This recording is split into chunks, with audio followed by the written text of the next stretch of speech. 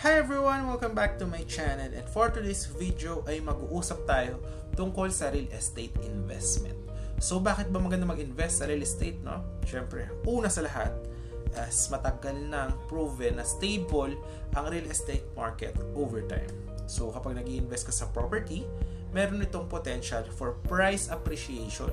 So kapag nag-invest ka dito, pwede example, 5 years ago, 10 years ago, so, yung property, for example, kung 1 million yun before, pwedeng 5 million na yun or 4 million, depende doon sa location ng property.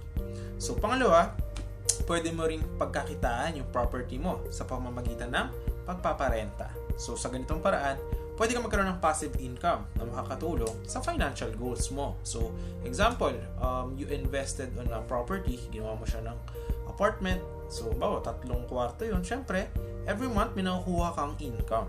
And aside from that, nagpa-price appreciation